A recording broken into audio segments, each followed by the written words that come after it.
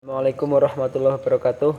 Saya Ahmad Zainal dari Program Studi Komunikasi dan Penyiaran Islam Sekolah Tinggi Agama Islam Sunan Pangandaran Yogyakarta. Dalam kesempatan kali ini saya akan menyampaikan hasil dari UAS mata kuliah studi agama-agama. Langsung saja. Studi agama adalah sebuah cabang ilmu pengetahuan yang berusaha untuk memahami gejala kepercayaan dalam agama-agama dan hubungan antara agama-agama, baik di dalam aspek normatif, doktrinal, historis, empiris, ataupun kritik filosofis. Dalam pemahaman ini meliputi nilai kedirian suatu agama dan persamaan dan perbedaan antara agama-agama. Dalam studi tersebut, struktur yang asasi dari pengalaman keagamaan manusia dan pentingnya bagi hidup dan kehidupannya dipelajari dan diperbandingkan secara objektif, bukan secara apologis dan apologetis. Munculnya studi agama merupakan respon keilmuan atas 3 persoalan utama yang muncul, yaitu pertama, realitas agama. Realitas agama sebagai realitas keilmuan.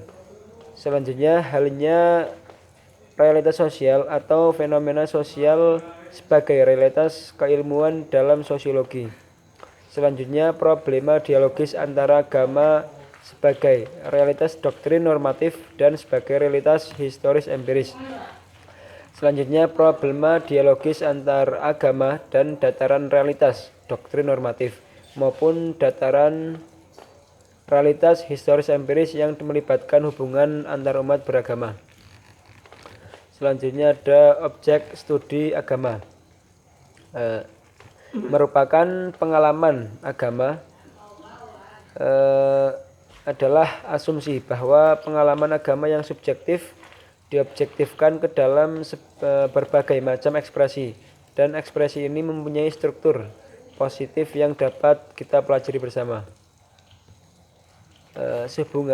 Selanjutnya ada prinsip-prinsip umum dalam studi dan khususnya pengajaran agama. Pertama, integral, kompeten, dan dihubungkan dengan kepentingan yang eksistensial, selektif, seimbang, imajinatif, dan disesuaikan dengan tingkat pelajaran yang beraneka ragam. Selanjutnya adalah pembahasan mengenai agama-agama. Agama merupakan suatu hubungan antara diri manusia itu sendiri dengan sang penciptanya, yaitu Allah.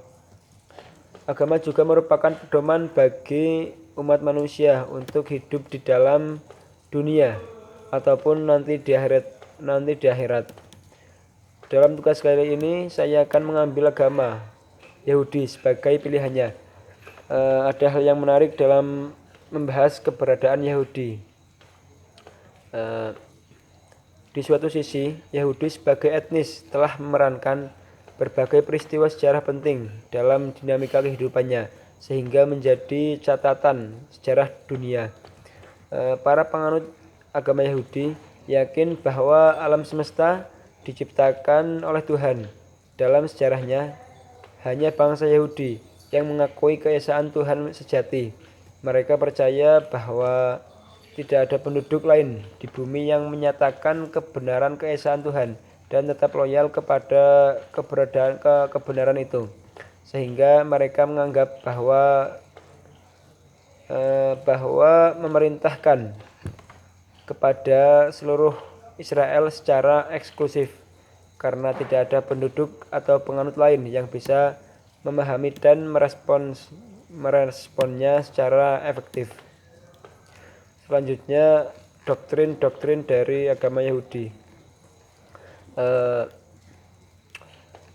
Sebagaimana yang tercatat dalam Talmud dan Midrash yang dikutip bahwa jiwa itu meninggalkan tubuh setelah meninggal nanti, namun memelihara hubungan sementara dengannya selama setahun sampai tubuhnya membusuk sepenuhnya. Kemudian doktrin kebangkitan agama Yahudi mengajarkan bahwa kematian itu akan dihidupkan kembali demi pengadilan yang terakhir. Terdapat berbagai pendapat mengenai siapa saja yang akan dibangkitkan dalam pengadilan tersebut. Sebagian pendapat menjelaskan bahwa hanya orang Israel yang akan dibangkitkan dan diadili.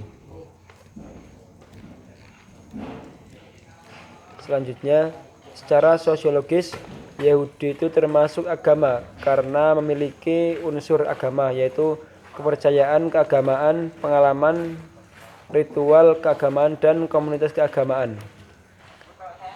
Yahudi sebagai fakta sosial keagamaan telah berperan dan berinteraksi dengan masyarakat non-Yahudi baik dalam komunikasi konflik maupun integrasi. Sekian yang dapat saya sampaikan. Kurang lebihnya mohon maaf. Assalamualaikum warahmatullahi wabarakatuh.